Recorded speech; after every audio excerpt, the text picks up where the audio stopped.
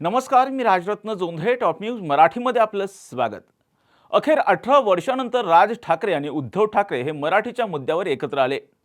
मराठीची अस्मिता टिकवण्यासाठी आणि हिंदीची सक्ती नाकारण्यासाठी शिवसेना उद्धव बाळासाहेब ठाकरे यांनी महाराष्ट्र नवनिर्माण सेना यांनी एकत्र मेळावा घेतला. मात्र हिंदी सक्तीवरून राजकारण पेटलं असतानाच मी शपथ घेतो की मी मराठी शिकणार नाही असं म्हणत महाराष्ट्रातील एक उद्योजक थेट राज ठाकरेंनाच भिडला. सुशील केडिया असे या उद्योजकाचं नाव असून त्याचं कार्यालय आज मनसैनिकांनी फोडलं. मात्र राज ठाकरेंना थेट नडणारे हे सुशील केडिया नेमके आहेत तरी कोण, पाहूयात. सुशील केडिया यांनी एक पोस्ट केली ज्यामुळे वातावरण चिघळलं. या पोस्टमध्ये त्यानं म्हटलंय की मी मुंबईत गेल्या 30 वर्षांपासून राहतो, मात्र तरीही मला मराठी भाषा व्यवस्थित येत नाही आणि मी शपथ घेतो की मी राज ठाकरे यांच्या भूमिकेमुळे किंवा पद्धतीमुळे मी मराठी शिकणार नाही. क्या करना है बोल. केडिया यांच्या या पोस्टमुळे मनसैनिक पेटून उठले. अनेक मराठी माणसांच्या भावना दुखावल्या गेल्या. मात्र इतकी वर्ष महाराष्ट्रात राहून स्वतःचं उद्योग साम्राज्य निर्माण करणारे हे केडिया मोठे गुंतवणूकदार आहेत. तो केडियानिक्सचे संस्थापक आणि मुख्य कार्यकारी अधिकारी अर्थात CEO आहेत. ही कंपनी एक सेबी नोंदणीकृत ट्रेडिंग आणि सल्लागार फर्म आहे. त्याचबरोबर 25 वर्षांहून अधिक काळ राष्ट्रीय आणि जागतिक गुंतवणूक बँका तसेच 2 मोठ्या हेज फंडामध्ये काम केलं आहे. त्यांनी त्यांच्या अनुभवाच्या जोरावर शेअर बाजारातून करोडो रुपये कमावले आहेत. सार्वजनिकरित्या उपलब्ध असलेल्या शेअर होल्डिंगनुसार 30 जून 2025 पर्यंत सुशील केडिया यांच्याकडे असलेल्या 45 कंपन्यांमधील शेअर्सचे एकूण मूल्य 3103 कोटींपेक्षाही जास्त आहे. शेअर बाजारातील त्यांच्या याच अनुभवामुळे त्याला अनेकदा आर्थिक वृत्तवाहिन्यावर विश्लेषक म्हणून बोलावलं जातं. हेच केडिया त्यांच्या सोशल मीडियावर प्रचंड ॲक्टिव्ह असतात. अनेक मुद्द्यांवरती त्यांच्या भूमिकाही मांडतात. राज ठाकरे यांनी हिंदी सक्तीच्या विरोधात घेतलेली भूमिका केडिया यांना रुचली नाही आणि त्यांनी राज ठाकरेंना डिवचणारी पोस्ट केली. त्यानंतर आक्रमक मनसैनिकांनी केडिया यांच्या कार्यालयावर नारळ फेकून कार्यालयाबाहेर राडा घातला. राज्यभरातून केडिया यांना होत असलेला विरोध पाहता अवघ्या 1.5 दिवसातच केडिया यांना उपरती झाली आणि त्यांनी राज ठाकरे आणि मराठी माणसांची चक्क माफी मागितली. Namaskar. My tweet happened in a wrong state of mind under duress and stress.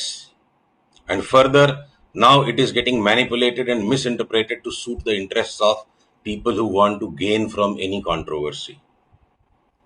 Having come under pressure mentally from the violence inflicted on those who do not know Marathi, I ended up overreacting. I realized I must take back my overreactions and withdraw. Truth is, even after living for 30 years in Mumbai, the level of proficiency and fluency that a native Marathi born can have, we will not be able to achieve.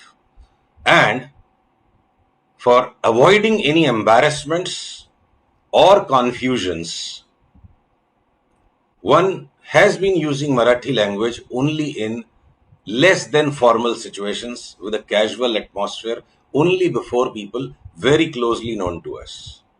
This has not happened to me in the use of 7 other Indian languages that I could learn over a period of time. And for the simple reason that when there is an atmosphere of fear that keeps on returning back time to time again and again, it creates natural hesitation that what if I end up speaking a single word or phrase out of context or inappropriately, and some people will choose to blow it out of proportions to purposefully interpret as an insult being inflicted upon Marathi. दम घुट जाता है ऐसे माहौल में. And in such a situation,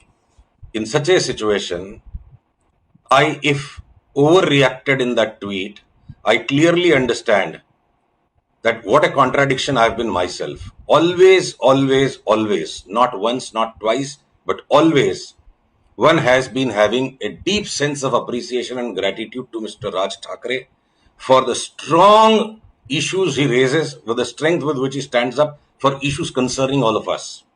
Whether it was the Hanuman Chalisa campaign in recent memories or always the championing of Hindutva and Rashtravad that he has done, he's always been a hero. But this time, when our own have been loggerheads with each other, my mind went haywire in stress.